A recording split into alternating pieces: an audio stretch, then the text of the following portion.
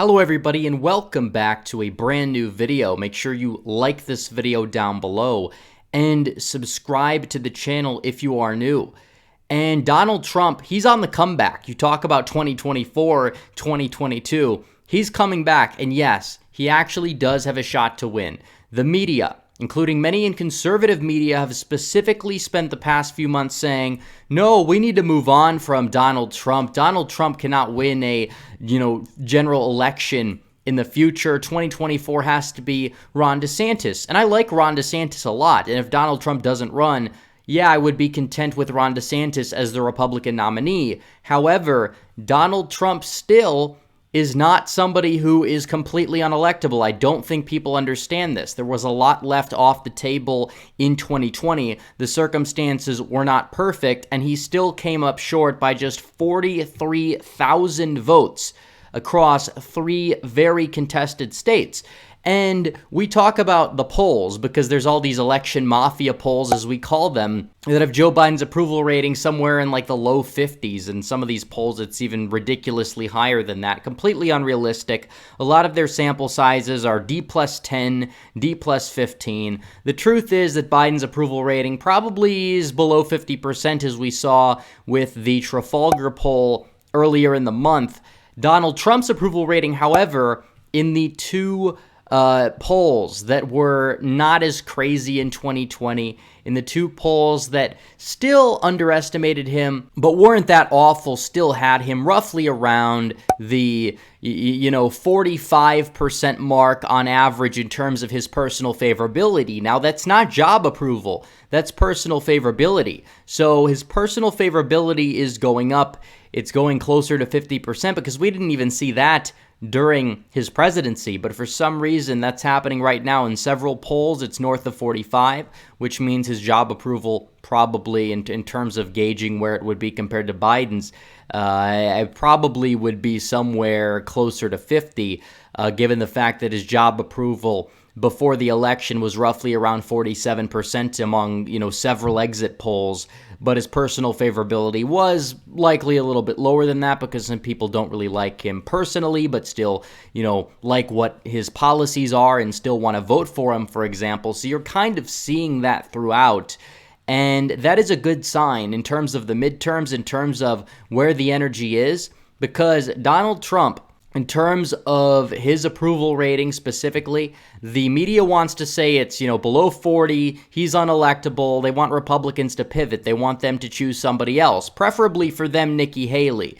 Ron DeSantis, you could say, is the compromise candidate because they don't despise him as much as they despise Trump. That doesn't mean that Ron DeSantis isn't good. He is an authentic conservative, in my opinion. Yes, there are questions about what does he believe on trade, what does he believe on foreign policy, but altogether, he is a pretty solid governor. I think he would make a fairly solid president. He's actually gotten a lot more politically savvy and charismatic over the past, few years or so. He went from barely beating Gillum, and then in 2022, he's going to go out there against a massive money machine trying to unseat him. And as a result, he is going to win by close to 10 points or so even. The candidates on the opposing side are just downright awful. But that's a little bit beside the point. The main point here is that Donald Trump still has a great shot to win. It was last weekend. I was giving a speech in Maryland, and I was driving down to the Pittsburgh airport, which is where the drop-off point was. I drove from essentially suburban Detroit all the way to Pittsburgh, and for part of the way I decided that I would take the, alternative route, the route that didn't, have any tolls, even though I found out that still when I had to get back on the toll road, I still had to pay the full amount anyways. It was kind of a disaster on my part, but still, I think it was important that I did that because I got to see the energy. I mean, there's Trump signs all over the place. Trump 2020, Trump 2020. Trump supporters are not going away. And some people are going to say, you're just doing yard sign analysis. You can't do that. And that's true. You can't. Obviously, before the election, I made fun of some people that said, oh, there's a Trump sign in Rhode Island. He's got a shot to win the state. And then he loses it by 20. Because obviously, yard sign analysis is not how you predict elections. But the energy factor can be predicted by yard signs.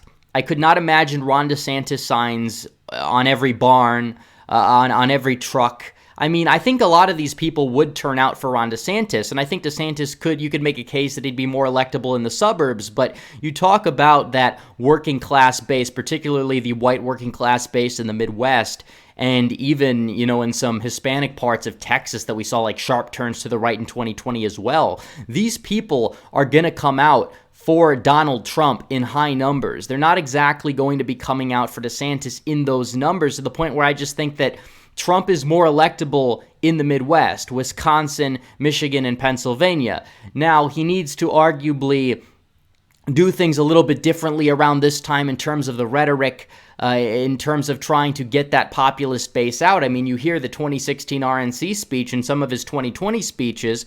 I mean, that doesn't mean all of his 2020 speeches were bad or anything like that, but the 2016 speeches just blow them out of the water, and he gets to play that outsider figure again. So hopefully that can kind of carry over into 2024, but it starts with 2022. That is where the midterms are. Republicans can take over both chambers of Congress to put a check on Biden's agenda and essentially limit anything that he can do, turning him into a lame duck president, ensuring his defeat in 2024, most likely to Donald Trump or maybe Ron DeSantis, depending on if Trump wants to run again, because maybe Trump doesn't.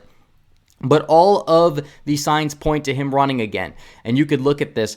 Matt Gaetz, he's apparently been in talks with him. He believes that it's almost certain that Donald Trump is going to run in 2024. And then we have this commission out for 2022, and it is very interesting because you have Donald Trump putting together what is called a contract with America, and Newt Gingrich did this in 1994 before he took the House in a massive red wave away from the Democrats, who held the House for like 40 years on end or some ridiculous, number like that. But it's very similar to that, and it's funny because Newt Gingrich is working with Donald Trump on this project. It is essentially going to be Donald Trump, Lindsey Graham, and we'll talk about that in a minute, and Mark Meadows. Now, Mark Meadows, I don't have a problem with. He's been a loyal Trump backer from day one. He's been pretty tough when it comes down to policy for the most part. However, Lindsey Graham, it's a little bit of a snake in the grass. You talk about a commission. You talk about a contract that is supposed to be, quote-unquote, America first, yet you have a guy out there who has routinely supported foreign wars in the Middle East, who has routinely supported amnesty. We call him Grahamnesty for a reason, because he supported amnesty. That's not America first. So it's very dangerous that Lindsey Graham is being included, and it kind of makes me a little bit skeptical about this. Now, we know that Trump, back, I believe, in February, he wrote a letter that was very hard on Mitch McConnell.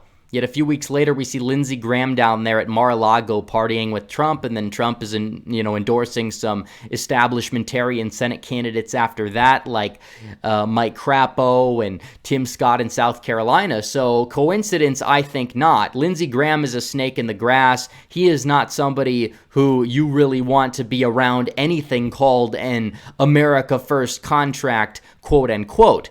Now, keep in mind, Newt Gingrich is also working on this as well. He was the third person involved. Now, Newt Gingrich is an establishment guy. However, he has been a loyal backer of Trump since day one. He's kind of been, a part of the establishment for a while, but still he has, some sympathies to a lot of populist measures. He was an early backer of Trump back in 2016. He almost got the VP slot, but instead Trump decided to give it to Mike Pence instead.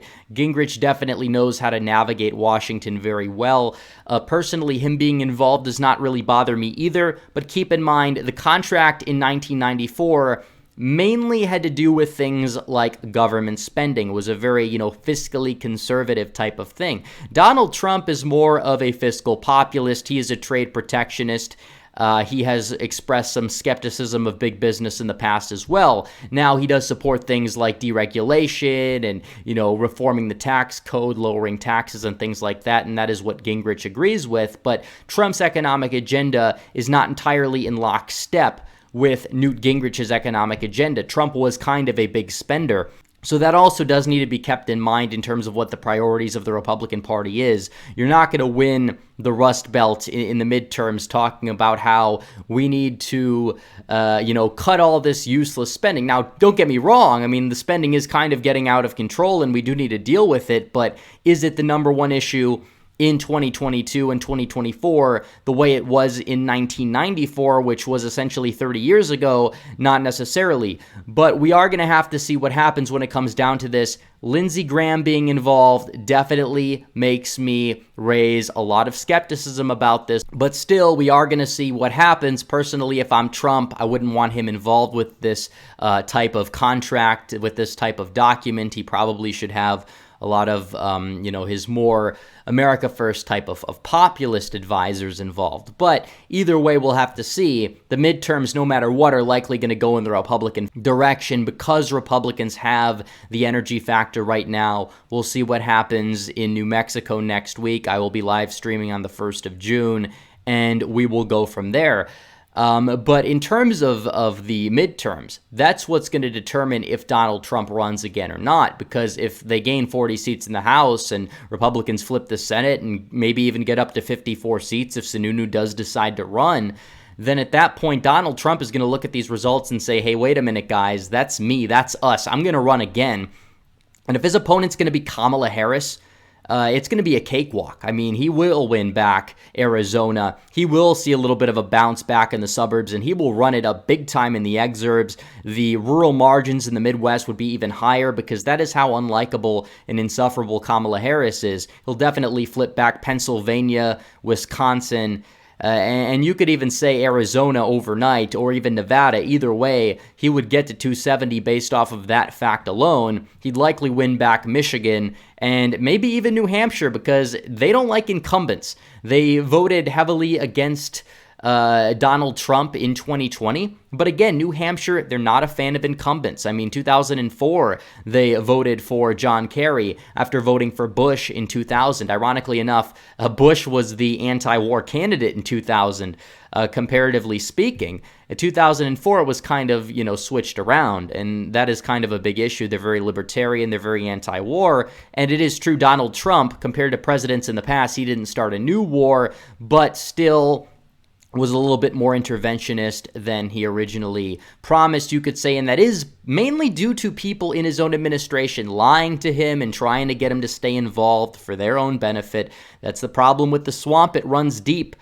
But in terms of that, there's a lot of states that Donald Trump can flip back in 2024. Nobody should get off the Trump train. Nobody is really off the Trump train. But you have a lot of these DeSantis bros, and I criticize Trump from time to time, but it's mainly in good faith. It's not in, bad faith. A lot of these people on Twitter, a lot of these people on, Fox News, they're trying to get us to move on from Trump. And I like DeSantis, but I feel like a lot of their support for DeSantis is in bad faith. And yes, on the other hand, you have people that will not give Trump any criticism and will have DeSantis derangement syndrome and try to, silence any support of DeSantis whatsoever. It's kind of like a, two sides of the same coin kind of thing. But the bottom line in my position on this is Trump, he's going to influence the midterms, hopefully for the better. I have some skepticism about the whole Lindsey Graham thing, but if he's able to do that and influence the midterms for the better, and Republicans are able to take back dozens of House seats and, arguably, 4 Senate seats or so, then that is a very good sign moving forward into the 2024 election, because that is really when Trump can make his comeback. And if he does it effectively and he goes back to his 2016 roots, he will win, and he will win big. So anyways, guys, thanks for watching this video. Please like this video down below, comment down below, and subscribe to the channel. Hit the bell for notifications so you never miss another video. Follow me on social media. The links are all in the description below. As always, guys, thanks for watching. Red Eagle, out.